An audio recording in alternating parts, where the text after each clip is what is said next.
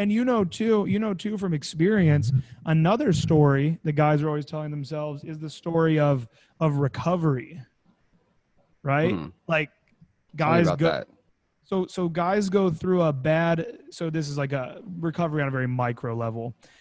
Guys have a quote unquote bad interaction, right? I always like to teach guys not to judge the interaction, judge whether you did it or not.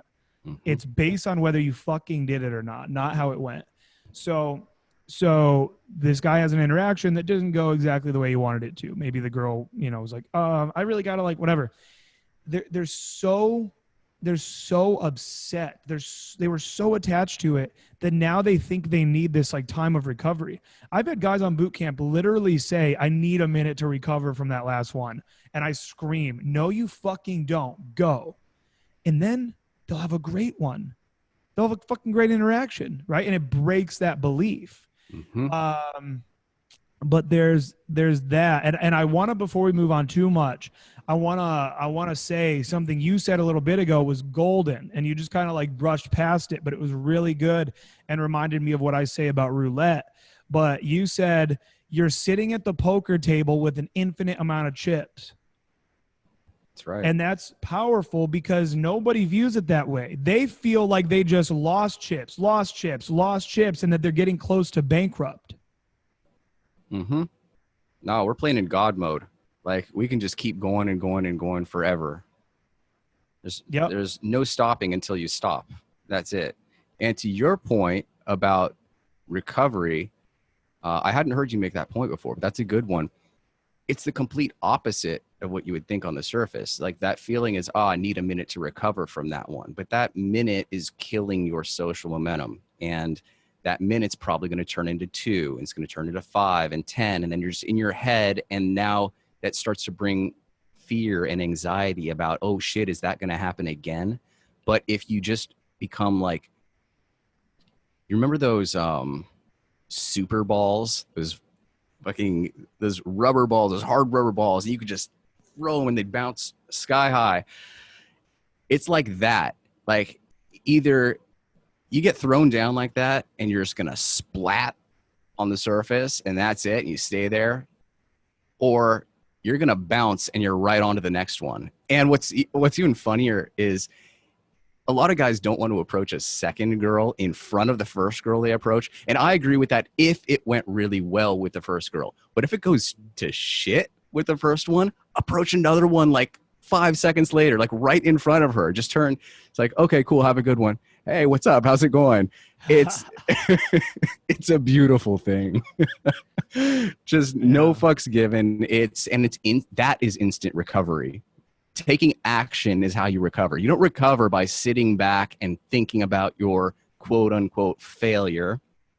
You recover by just immediately getting Mm-hmm. back out there and doing it again. It's in the past. Keep going. Yeah. So good point. Yeah, and it's falling off of a diet, right? How do you recover from what from the bad food you ate all weekend? You get back on the goddamn diet, Right. right? Like you Right. just keep fucking going. And this is, man, I mean, this is everything, right? This is why you and I talked about this the other day, I think on the phone, the Mm-hmm. staying power, right? It's staying power. It's staying consistent. We talked about this with YouTube. And of course it goes with fitness and it goes with pickup and everything. It's like, stay in. And guys that'll tell you, I know guys, right? I know guys that'll say, trust me, man. Like I've been in this for like 6 years and like, I don't feel any different. Like I'm like the same and my results never. Have you really been in it for 6 years, or have you been like fucking dabbling once every couple months, getting discouraged, and then you claim that last 6 months, but you didn't fucking do shit, right? So Mm-hmm. it's staying power in the long run, and then it's consistency during that time. And I always just ask guys, I'm like, a lot of times, I'm like, what the fuck else are you gonna like? What else are you gonna do? Because a guy will, there's a lot of guys in pickup that'll, once they're kind of getting near their end and they start complaining so much about it and they start moving more towards this is all bullshit, no one actually gets laid from this, right?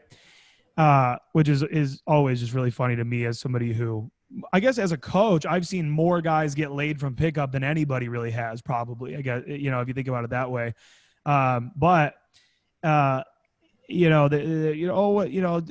wasting my time in the field, whatever. Oh, cool. Then fucking watch Netflix all night, dude. Stay home, fucking watch Netflix all night, sit inside all day. Like, and they'll say, I'm building my business. You're not doing shit, right? You're not doing shit. So there's just a lot of laziness that goes into it as well. Yeah, what we have to remember is that time is going to pass no matter whether we take action or not.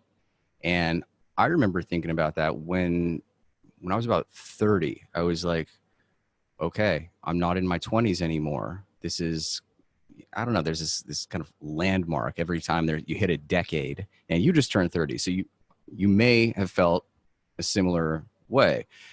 And I was thinking, okay, so I built a lot of momentum in my 20s, and now I'm 30, and I have to keep moving this along. I have to keep moving this forward, because if I don't, before I know it, I'm going to be 35 and thinking, fuck, if I had just stayed with it when I was 30, then I'd be somewhere completely different today.